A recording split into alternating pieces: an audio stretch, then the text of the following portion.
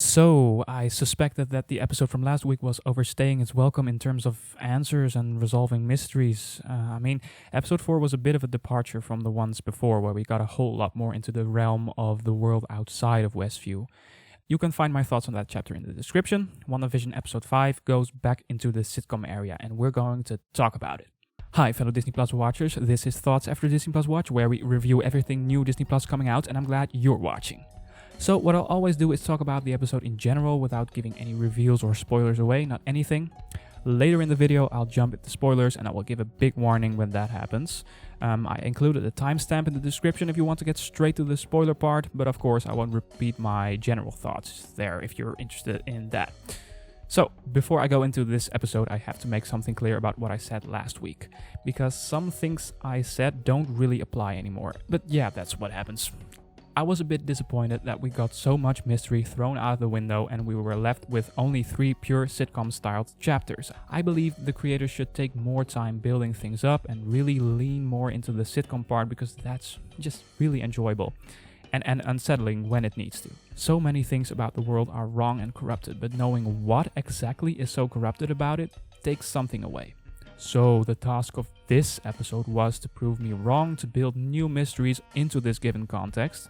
You know, if this one was to be a story about some funny family picnic where once in a while somebody passed the street and said something weird, and another small plane flying in with a logo on it, and Vision frowning and thinking, huh, that's weird, and then that's the broadcast of this week, then why didn't you place this episode before last week? You know, building some tension. I really thought we got most of our answers last week, and that last week should have been a big payoff.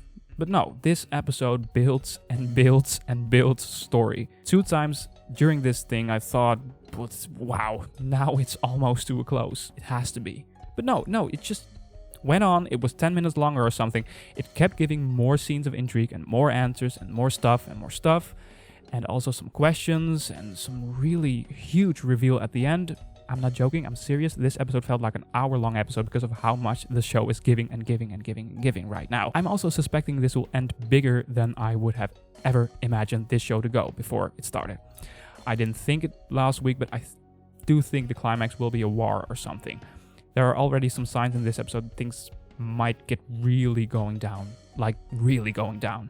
If it ends with a national military conflict or something, I'm not surprised. Yesterday, a friend of mine said to me, I'm suspecting they're telling this in 2 perspectives from now on and giving the storylines from Sword and Wanda's bubble equal treatment. And I thought, yeah, that could definitely be the case. But I secretly still held on to my theory that it would take 1 step back and give us some more sitcom, leaning into that, and maybe some end scene stinger, where someone from outside of Westview discovers a new big clue. But this chapter did what I thought like 3 chapters would do. That's how much development was in this one. Like I said, it's like 10 minutes longer than the episode before, and it answers a whole lot more than I thought, and it takes a giant step closer to the scale another Marvel movie would have. My last reaction to this episode was emotional. Where I was intrigued and entertained but a bit disappointed last week, now I'm totally back on the train.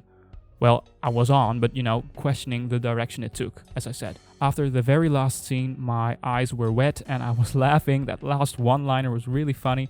The script here was brilliant, it just gave that emotional punch and then ended with a big laugh. It was good, well written. Okay, I want to get into spoilers. You have your warning. Spoilers. Are you still here? That's great. But here we go. Sorry, I don't know where to begin.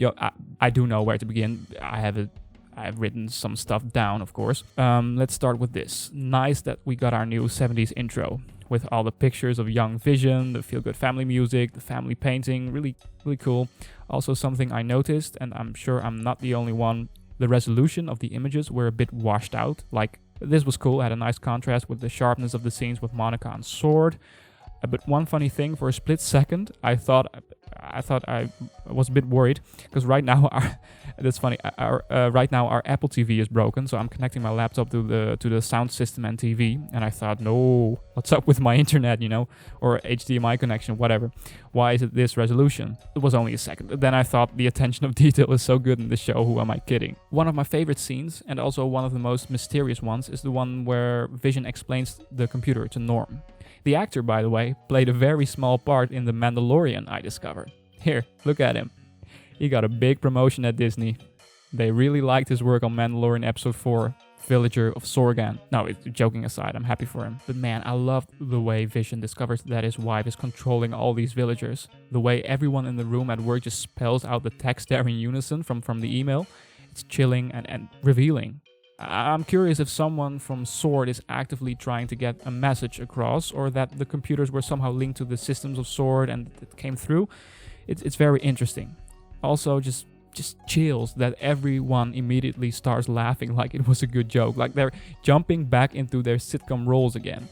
The episode plays a lot with actors and roles, and it's very meta in that aspect.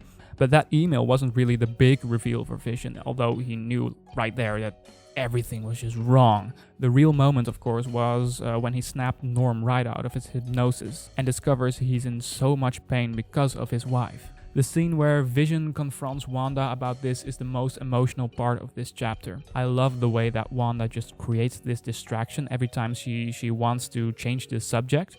I only realized later on that the rolling credits were not only a funny stylistic choice, but was actually Wanda trying to end the episode.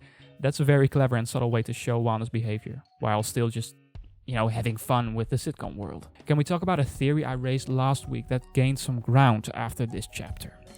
In the description is a link to my review on that one, where I talk about a possible conflict of interest within S.W.O.R.D. There may be a double-cross situation here. Not sure, but what is clear now is that director Hayward is pushing a military conflict.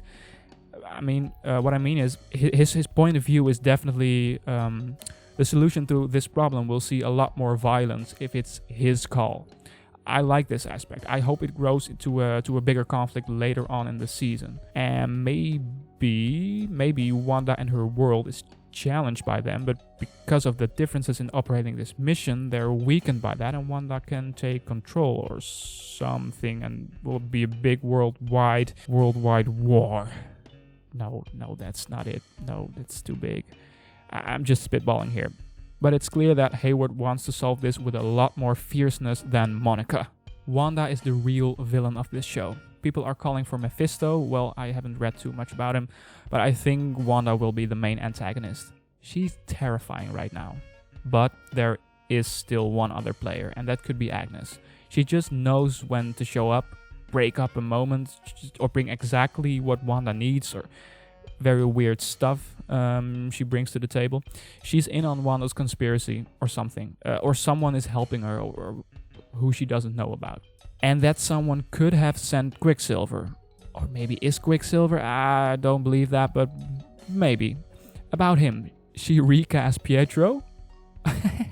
What an introduction to the X-Men in the MCU. I couldn't believe it. What a weird but hilarious way to bring him in. I can't wait where that goes. It's weird. I hope he adds something to the story this season and is not only a funny guest star. We'll see. It was the last thing I expected this episode to do.